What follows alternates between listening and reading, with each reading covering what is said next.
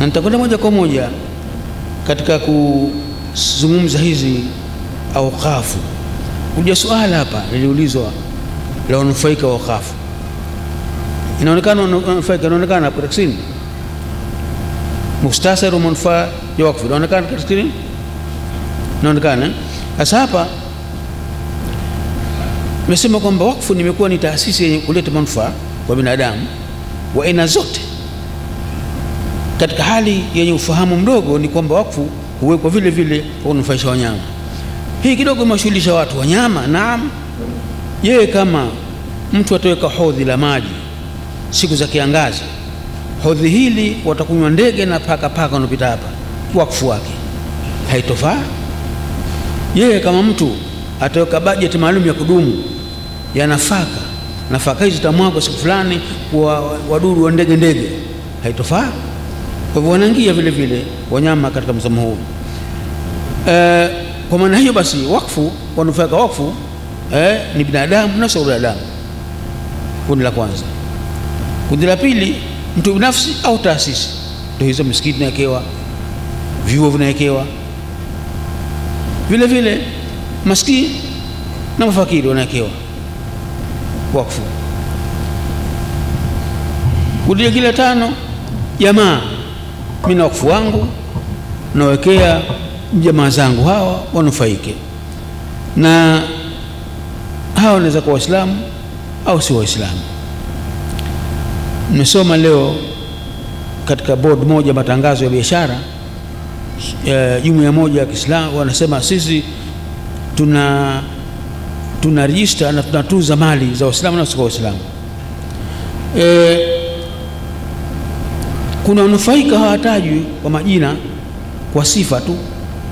Nakuta wakfu moja wameandikwa hivi: watakapomalizika warithi wa mali hii itarithiwa na Waislamu ahli sunna wal jamaa, kwa sifa, hakutajwa jina la mtu. Na wakfu utakapouweka basi wanufaika watakuwa Waislamu na sio Waislamu. Namna gani? Tukiweka hospital wakfu na madaktari wanafanya pale wakfu. Namna gani wakfu? Daktari anasema mimi natumia masaa 3 kila siku hospitali, silipi, ni wakfu, time yangu. Kwa hiyo kuna cash wakfu, kuna time wakfu. Sasa ile itasaidia kupunguza gharama za matibabu. Yeye akaenda kwa Muislamu hapati matibabu, hatapata tabani. Tumeweka skuli ya Kiislamu, tumeweka wakfu kwa skuli ile gharama zipungue. Masomo yale yakija kwa Muislamu akirista atasomeshwa. Kwa hivyo hii haina conflict kabisa.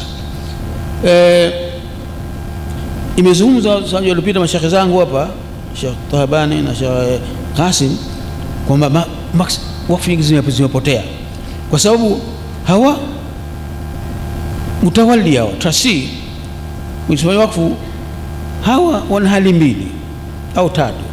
Hali moja, wakfu unasema kwamba mtawali watapata kiasi kadhaa kukimu hali zao.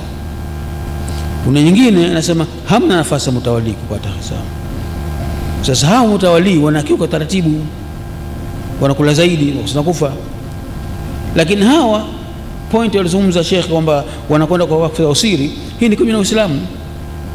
Katika fiqh za awqaf msema mwenye kutia nia ya wakfu asizidi siku 2 awe kishaandika.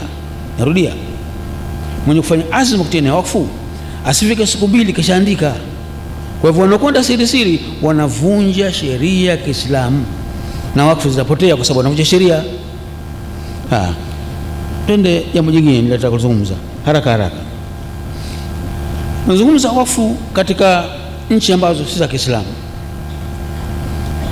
Na nimetoa mfano wa nchi ya Uingereza, ambayo hii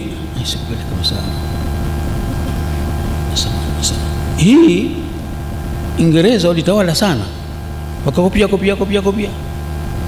Katika Uislamu tofauti kubwa iliyopo ya wakfu za Uislamu na sio Uislamu, kwamba Uislamu hii ni ibada, qurban, kujikurubisha kwa Allah Subhanahu wa Ta'ala, ni imani.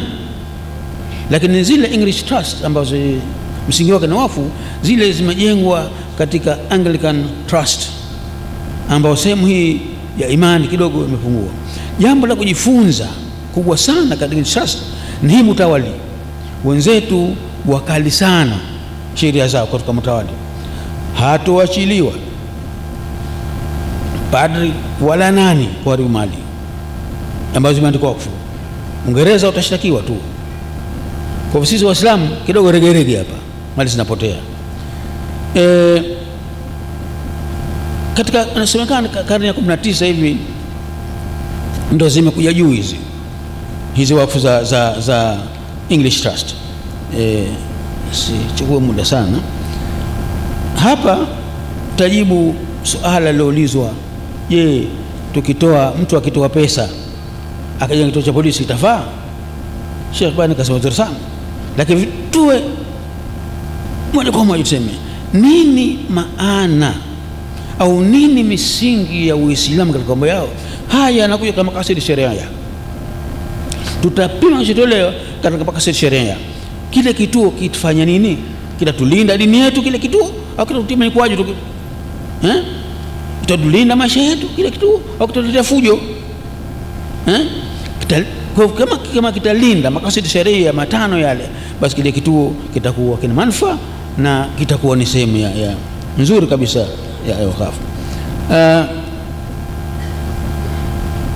Hapa kuna table hii nimeiweka, sitoijaza. Nimesema kwamba wakfu za Kiislamu hazina gharar, hakuna udanganyifu. Zile za trust zina udanganyifu. Uislamu ziko sawa sawa. Za English Trust kidogo zinakiuka kampeni zao za kudhibiti dini za wenzao na kuleta adha. Katika maksudi sharia kulinda nafsi hii heko wazi katika English Trust, na kulinda intellect haiko wazi katika Uislamu, iko wazi kabisa, na unde na mali iko wazi, lakini kwa wao kidogo ina mushkili. Mushkili gani ulioko? Huu hapa. Kuna mambo miagawa sehemu tatu ya kujifunza katika zile wakfu za Kiislamu na za Uislamu. Ya kwanza, English Trust au non-Muslim Trust, lengo lao kwanza kuimbia kodi, kukwepa kodi. Uislamu hatakiwi afanye hivyo. La pili, hutumika kukwepa kodi mirathi, inheritance tax.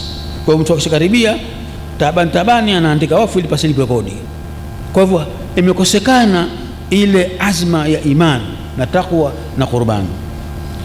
Mambo mengine mawili huyu wanafunzi wa Uislamu kujifunza katika hizi risas ni kwamba wao wanaweka trust ili kusimamia biashara zao za familia zao zisiparaganyike, na vile vile trust inatumika kama ni pension za uzeni katika family.